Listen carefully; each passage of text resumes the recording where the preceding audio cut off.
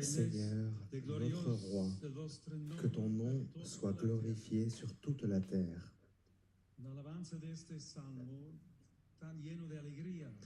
C'est par la louange de ce psaume débordant de joie et d'émerveillement que je vous salue tous, chers frères et sœurs. J'exprime ma gratitude envers leur majesté et je remercie le cardinal Juan José Omeya, archevêque de Barcelone, sans oublier mes frères dans l'épiscopat et tous ceux qui s'unissent à notre prière, prêtres, diacres, religieux et religieuses. En cet après-midi de fête pour toute la ville de Barcelone et le peuple espagnol, j'adresse mes salutations reconnaissantes aux autorités publiques ainsi qu'aux membres d'autres communautés chrétiennes ou d'autres religions qui participent à notre action de grâce.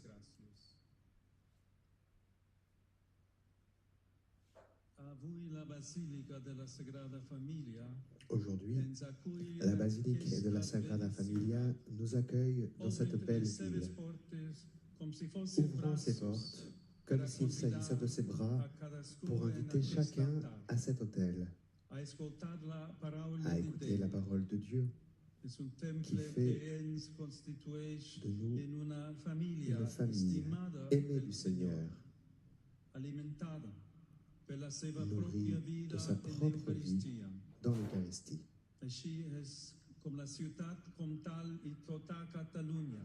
Ainsi, avec la ville comtale et toute la Catalogne, nous nous réunissons dans ce temple qui est signe également d'unité et de concorde.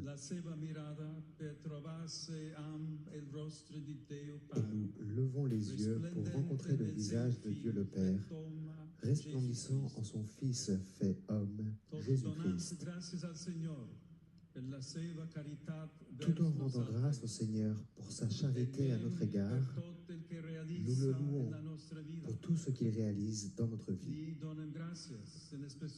Nous le remercions tout particulièrement pour cette extraordinaire basilique que le pape Benoît XVI a consacrée en 2010, en rappelant qu'elle est un signe visible du Dieu invisible, pour la gloire duquel s'élèvent ses tours.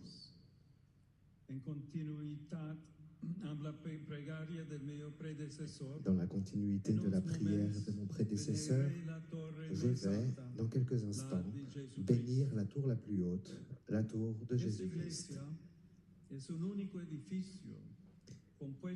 Cette église est un édifice unique, composé de nombreuses pierres, une maison qui grandit constamment au fil des ans, suivant un même projet. Nous sommes tous les pierres vivantes de cette œuvre qui a le Christ pour fondement et sommet, pour commencement et fin. Bien plus qu'un monument, la basilique de la Sagrada Familia reste aujourd'hui un chantier en cours qui nous rappelle que la vie chrétienne est toujours un chemin parce qu'il s'agit d'un projet que Dieu réalise. Nous n'habitons donc pas une œuvre inachevée, mais un temple encore en construction. Son imperfection n'est pas un défaut, car elle témoigne d'un désir. Elle ne signifie pas un manque, mais elle exprime une promesse que nous voulons honorer avec cohérence. Notre gratitude se transforme alors en engagement, tandis que nous coopérons au projet de Dieu, c'est-à-dire à la construction à laquelle il nous appelle lui-même. Puisque nous sommes le temple de l'Esprit Saint, cette œuvre coïncide avec notre vie conçue par Dieu comme un chef-d'œuvre que nous devons réaliser ensemble, et il nous appelle à collaborer avec lui. À cet égard, nous gardons dans notre cœur les paroles que le Seigneur a adressées au roi David. « Est-ce toi qui vas me bâtir une maison pour que j'y habite ? Au contraire, le Seigneur t'annonce qu'il va te bâtir une maison. Par cette annonce, l'Écriture nous enseigne que ce n'est pas nous qui donnons une place à Dieu comme s'il était un élément d'une série ou une partie d'un tout plus grand que lui. Au contraire, c'est Dieu qui nous donne une place, et la place qu'il nous offre, c'est son propre cœur, la place du Fils, pour nous qui étions des étrangers, la place du bien-aimé pour nous qui sommes pécheurs. Cette volonté s'accomplit à travers Jésus. Nous pouvons alors comprendre le sens de ce que nous avons entendu dans l'Évangile, lorsque le Seigneur dit aux pharisiens, « Si vous ne croyez pas que je suis, vous mourrez dans vos péchés. » Des paroles fortes, qui ne sont en aucun cas des menaces ni un chantage. Elles sont une invitation au salut, c'est-à-dire un appel à la liberté de la part du Christ, qui veut pour nous le bien définitif, éternel. Face à la menace du mal, le Seigneur est toujours avec nous, toujours de notre côté. Je suis. Tel est le nom très saint que Dieu a donné à Moïse depuis le buisson ardent, révélant ainsi sa fidélité inébranlable. Devenu homme, il devient pour nous l'Emmanuel, source de grâce et de pardon, de salut et de vie nouvelle. Chers frères, nous ne pouvons pas croire en Jésus et promouvoir la guerre. Nous ne pouvons pas croire en Jésus et tuer l'innocent. Nous ne pouvons pas croire en Jésus et abandonner celui qui souffre, qui pleure ou qui fuit la misère. Ce soir, rappelons-nous donc que la croix du Christ, qui couronne cette basilique, est la croix des derniers qui deviennent les premiers, des pécheurs qui deviennent saints, des morts qui ressusciteront. Les trois façades de la Sagrada Familia en donnent témoignage. Le premier devient le dernier pour nous dans la Nativité. Par son sacrifice, il nous rachète à travers la Passion. Et sa mort nous donne la vie éternelle en nous rendant participants de la gloire divine. En admirant la tour de Jésus-Christ, nous levons les yeux vers lui, vers celui qui seul nous révèle la vérité de Dieu et la vérité de nous-mêmes. En regardant le Christ, nous pouvons voir le monde d'un œil nouveau. La tour de la croix devient alors l'étendard de la charité.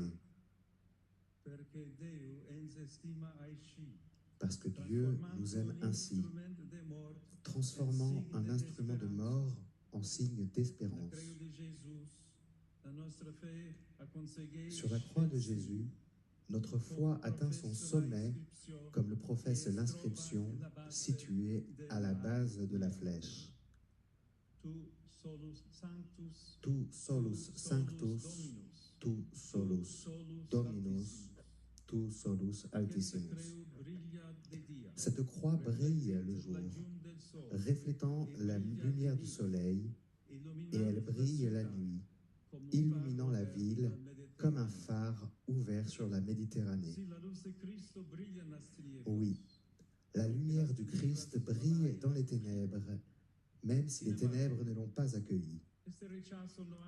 Cependant, ce rejet n'entraîne pas l'absence de l'amour de Dieu. Quand vous aurez élevé le Fils de l'homme, leur dit Jésus, alors vous saurez que je suis, et que je ne fais rien de moi-même, mais je dis ce que le Père m'a enseigné.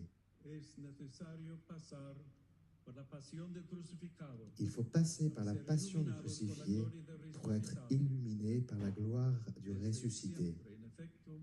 Depuis toujours, en effet, le Père enseigne à donner la vie, Et le Fils, qui la reçoit de lui, la donne à tous par la puissance de l'Esprit Saint. C'est précisément pourquoi la croix est le signe lumineux de son amour.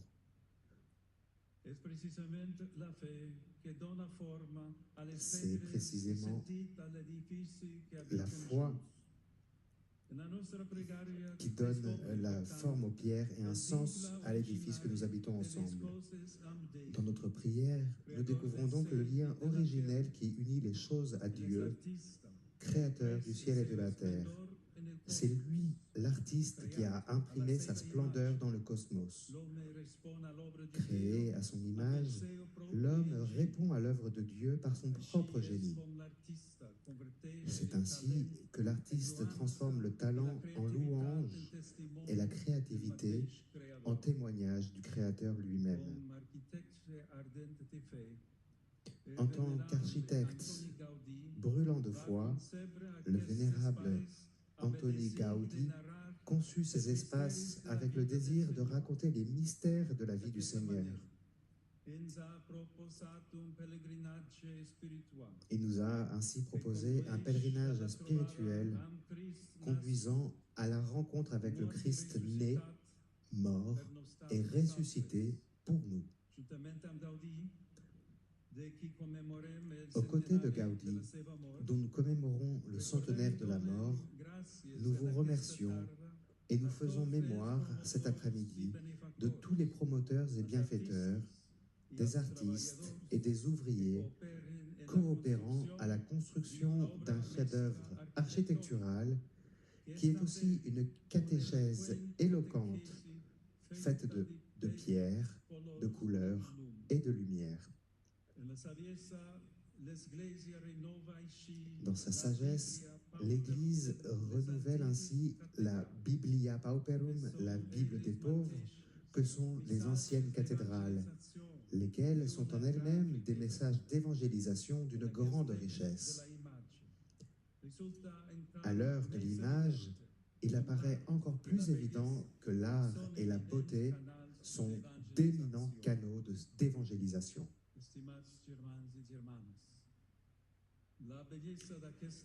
Chers frères et sœurs, la beauté de ce temple nous incite à apprendre toujours davantage de notre Maître et Seigneur l'art de vivre selon l'Évangile.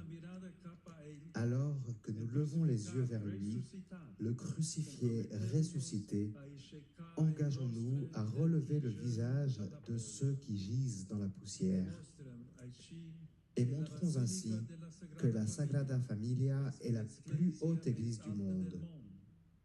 Non pas pour figurer en tête des classements mondains, mais pour guider les pas du peuple de Dieu en pèlerinage sur cette terre de Catalogne, avec la croix qui éclaire le chemin, telle une lampe allumée, dans l'attente du retour de l'époux.